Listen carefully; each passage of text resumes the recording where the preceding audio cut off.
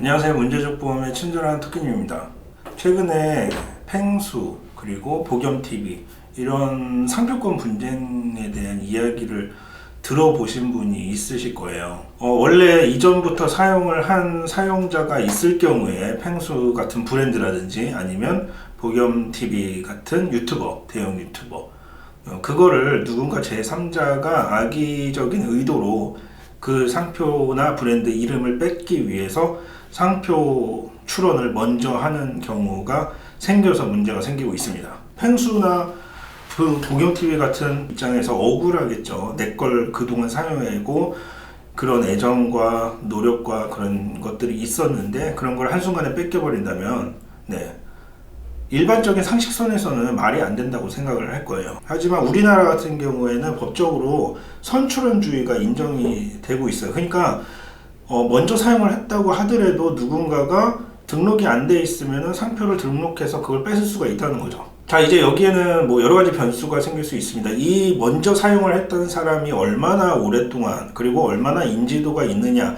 등등을 고려해서 심사관이 이 제3자한테 상표를 내어줄지 아니면 거절을 할지 결정이 돼요. 하지만 이 심사관도 사람이 하는 일이기 때문에 결국에는 굉장히 주관적인 입장이 될 수밖에 없다는 거고, 이 객관성이 모호해질 수 있어요. 그 유명하다라는 기준이 어느 정도까지를 봐야 될 것이며, 혹은 유명하지는 않을 수도 있잖아요. 하지만 오랫동안 사용을 해서 어느 정도 그 해당 분야에서 굉장한 인기는 없을 수는 있겠지만 오랫동안 착실히 꾸준히 해온 그런 거에 대한 평가를 내리기가 심사관들이 애매할 수 있다는 거죠. 복염TV와 팽수는 지금 아직 이 분쟁이 끝나지는 않았어요. 결과는 나오지 않았습니다. 하지만 특허청에서 공식 입장을 발표를 했죠.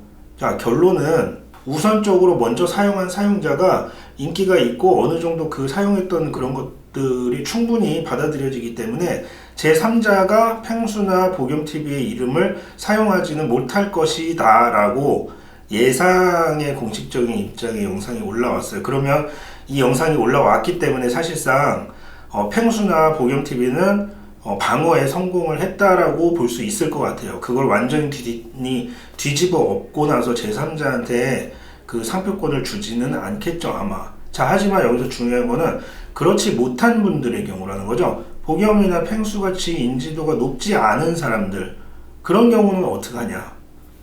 자, 저희 문제적 보험이 지금 브랜드 상표를 뺏기게 생겼습니다. 저의 보시면 알겠지만 저희 유튜브 채널은 구독자가 아직 그렇게 많지 않아요. 겨우 꼴랑 100여 명의 구독자를 가지고 있는 유튜버라고 하기도 민망할 정도의 채널입니다. 알고 있습니다.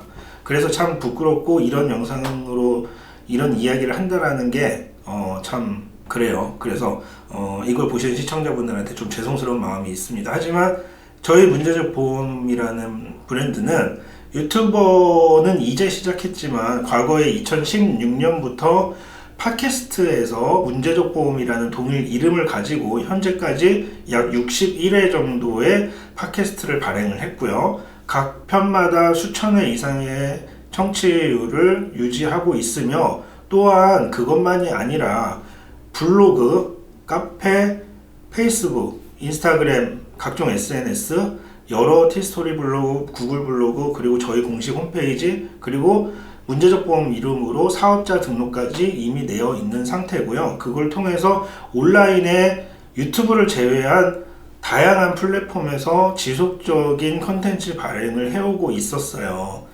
그러면 여러분들 중에 저랑 비슷한 입장이 있으신 분들도 있을 거예요. 어느 정도 사용 기간을 충분히 해왔고 내가 그 브랜드의 이름을 가지고 사업이든 뭐 영업활동이든 혹은 취미생활이든 어찌됐든 간에 모든 내 브랜드를 가지고 어느 정도 시간을 충분히 끌어오고 있으셨던 분들, 그 중에 복염이나 팽수처럼 그렇게 유명하지는 못하는 분들이 있을 거예요.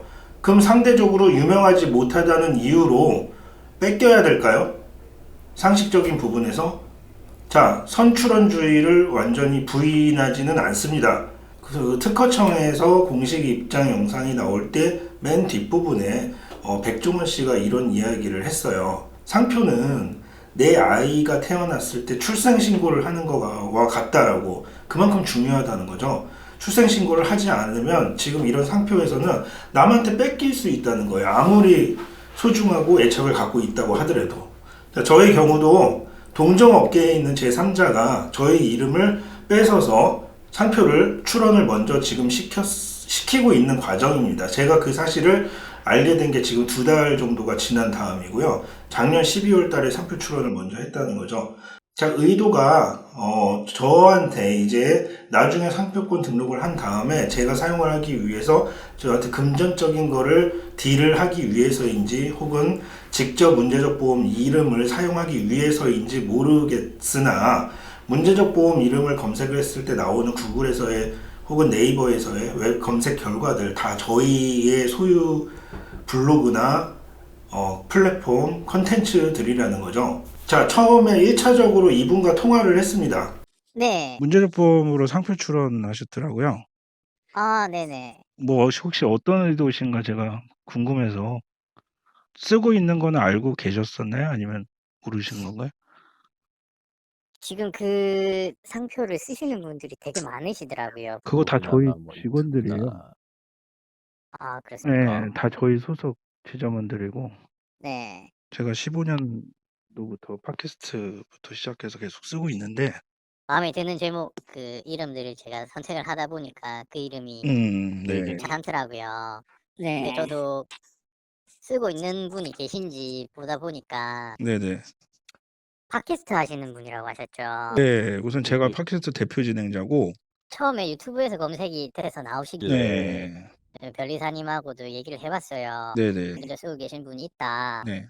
근데 또 다양하게 검색을 해보니까 이거 쓰시는 분들이 되게 많은 것 같더라고요. 네. 고생을 하셔서. 네, 저희 다 그러면 이 직원들. 그건 또 제가 몰랐네요. 네. 그래서 제가 먼저 전화드린 거예요. 어떤 생각이신가 해서. 그래서 저랑 변리사님이랑 얘기를 한 게 결국 이거 많은 사람들이 쓰는 이름이면 네. 결국은 한국은 선출원주의니까 네, 그쵸. 먼저 권리를 취득을 하는 게 낫다 이렇게 네. 말씀하셔서 저희가 진행을 하고 있거든요. 이분과 통화를 했을 때 이야기처럼 문제적 보험을 검색을 해봤더니 뭐 되게 불특정 다수가 여러 명이 사용하는 것 같아서 변리사를 통해서 상담을 했더니 이런 경우에는 사용해도 될 것 같다라고 해서 시작을 했다고 합니다. 하지만 제가 녹취본에서 이야기했듯이 다 저희 컨텐츠였었다는 거예요. 저희 직원들 그리고 저희 캐스터, 고정 캐스터들, 협업관계에 있는 그런 분들이 블로그의 문제적 보험의 팟캐스트를 링크를 걸어서 발행을 했던 문서들이죠. 자, 이걸 인지를 했잖아요. 그러면 이 상황은 달라질 수 있죠. 만약에 악의적인 의도가 아니라 그냥 단순히 쉽게 생각해서 뭐 여기저기 쓰는 이름이라서 내가 먼저 선정하기 위해서 했다. 뭐 그럴 수 있어요. 자, 근데 그게 아닌 거를 알게 됐죠. 인지를 했으면 제가 그분한테 제안한 거는 이 이름을 사용하기는 굉장히 부담스러우실 거다. 왜냐면 저희 팟캐스트의 기존 애청자와 구독자들이 있기 때문에, 그리고 온갖 블로그나 카페 등에서 저희가 여태까지 해놓은 그런 컨텐츠들이 있기 때문에 그 이름을 사용을 한다라는 거는 사실 같은 업종에 있는 동종업계 사람으로서 특히 신뢰를 바탕으로 고객한테 영업을 해야 되는 온라인 영업을 하시는 분들이라면 남의 이름을 빌어서 영업활동을 한다는 건 사실 말이 안 되죠. 그런데도 끝까지 계속을 하겠다라는 거는 다른 의도가 있다라고 봐야 되겠죠. 2, 3일 정도 생각할 시간을 달라고 하셔서 제가 그 정도 기다리다가 어제 카톡으로 그분한테 의사를 다시 물어봤습니다. 생각을 해보셨냐고. 그분의 대답은 요거였어요.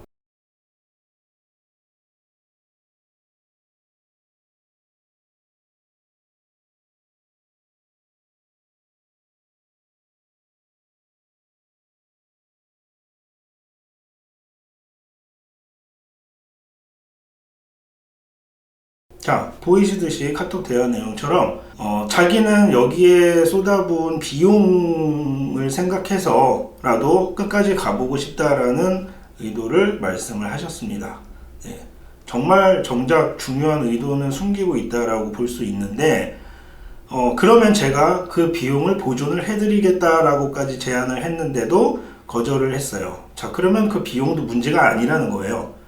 다른 의도라는 거죠. 혹은 그 정도 비용 가지고는 합의할 수 없다. 더 큰 금액을 생각을 하고 있을 가능성도 있죠. 그래서 저 역시 이제 대리인을 세워서 이 부분을 방어를 하기 시작을 했습니다.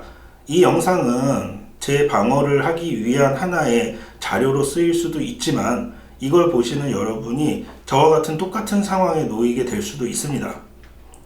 펭수나 복염처럼 그렇게 대형 유튜버나 인지도가 높은 브랜드가 아닐지라도 상식적인 선에서 우선 사용자한테 사용권을 보장을 해주는 그런 부분이 법적으로 만들어지지 못하더라도 심사관들이 기존에 사용한 사람들의 어느 정도 사용권을 인정해 줄 수 있는 심사의 공정한 심사를 해주길 바라는 마음이라는 얘기거든요.